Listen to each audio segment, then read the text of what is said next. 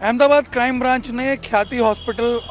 से जुड़े 4 डायरेक्टर्स के अलग अलग ठिकानों पर और ख्याति हॉस्पिटल में जो रेड्स की हैं, कुल मिलाकर के 6 अलग अलग लोकेशंस पर, वहाँ से उसे कई कंप्यूटर सीपीयूज़ और पेन ड्राइव्स और दूसरे जो डॉक्यूमेंट्स हैं वो मिले हैं और अपने आप में बहुत ही इंक्रिमिनेटिंग डॉक्यूमेंट्स हैं, जिनके ज़रिए ये पता चलता है कि ख्याति हॉस्पिटल ने मेडिकल कैंप्स के ज़रिए फर्जी पेशेंट्स इकट्ठा करने का ये एक धंधा बना रखा था और जिसके ज़रिए वो प्रधानमंत्री आयुष्मान योजना के ज़रिए जो सरकारी फंड मिलता था उसको गलत तरीके से बिलिंग करके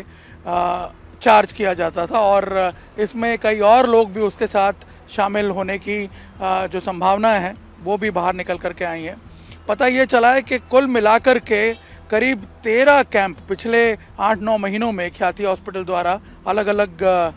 जो एरियाज़ हैं आसपास के गांव में वहाँ पे ऑर्गेनाइज़ किए गए और ये पता चला है कि उसमें कुल मिलाकर के करीब 50 से ज़्यादा पेशेंट्स ऐसे हैं जिनके फर्जी तरीके से ऑपरेशन किए गए। जो केस सामने आया जिससे पूरा ये पर्दाफाश हुआ है, उस अकेले केस में ही 9 लोगों की एंजियोप्लास्टी की गई थी। तो आप अंदाज़ा लगाइए कि कितना ख़तरनाक ये धंधा चल रहा था कि जहाँ जो सरकारी योजना है उसका गलत लाभ उठाने के लिए, गलत तरीके से पैसा हथियाने के लिए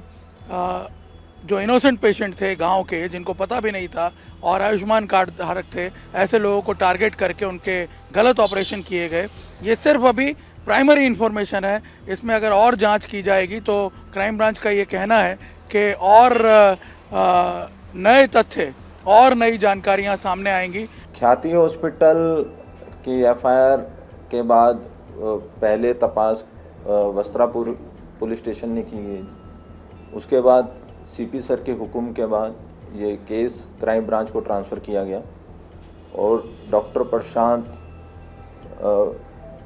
वजीर रानी ने वस्त्रापुर ने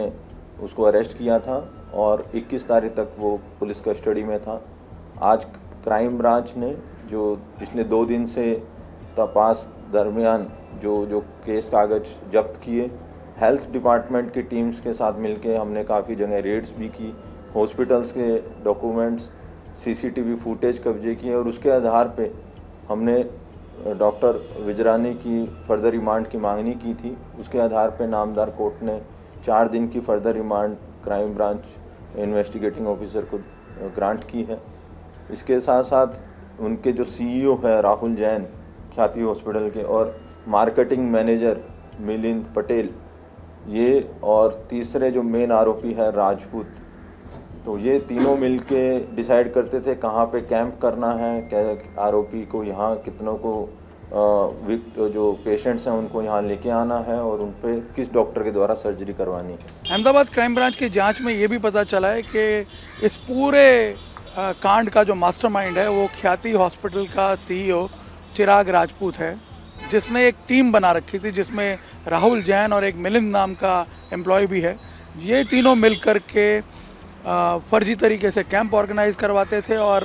पेशेंट्स हार्वेस्ट करके लाते थे जिनको कोई तकलीफ भी नहीं होती थी, लेकिन उनके ऑपरेशन कर दिए जाते थे। इसके अलावा जांच में जो एक सबसे चौंकाने वाली जानकारी मिली है वो ये है कि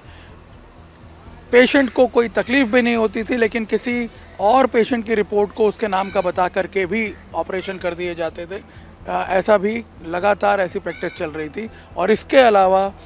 कई ऐसे बिल्स हैं पीएमजेवाई के तहत जो रेज़ किए गए हैं, वो भूतिया पेशेंट्स के बिल्स हैं। जो रिकॉर्ड्स चेक किए गए उसमें पता ही नहीं चला है कि ऐसे पेशेंट सही में एग्जिस्ट करते भी हैं या नहीं करते हैं। तो आप अंदाज़ा लगाइए कि कितने बड़े पैमाने पर एक सरकारी योजना जो कि अच्छे इरादे से गरीब पेशेंट्स को लाभ पहुंचाने के लिए बनाई गई थी, उसका ख्याति हॉस्पिटल के ज़रिए भरपूर दुरुपयोग किया जा रहा था और जिसके बारे में पता भी नहीं था। और सबसे इंटरेस्टिंग बात जो पता चली है, पहले सामने नहीं आया ये तथ्य,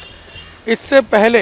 ये जो 2 मौतें हुई हैं हाल ही के केस में, बोरीसणा विलेज का जो केस था, उससे पहले भी इस तरह से 2 या 3 मौतें यहाँ पे हो चुकी हैं प्रोसीजर्स के दौरान, लेकिन तब मामले को दबा दिया गया। इसीलिए किसी को पता भी नहीं चला कि किस तरह से यहाँ पे नियमों को, कानूनों को ताक पे रख कर के फर्जी तरीके से जो बिल्स बनाए जा रहे हैं और एक बड़ा स्कैम चल रहा है। फिलहाल क्राइम ब्रांच इस पूरे मामले की और तहकीकात कर रही है और ये सभी जो आरोपी हैं, जो पहले 6 आरोपी रजिस्टर्ड किए गए थे और अब बाद में राहुल जैन और मिलिंद नाम के 2 आरोपियों का नाम भी इसमें जुड़ा है, उनको ढूंढने की कोशिश की जा रही है। कैमरामैन अमित राठौड़ के साथ निर्णय कपूर, इंडिया टीवी, अहमदाबाद।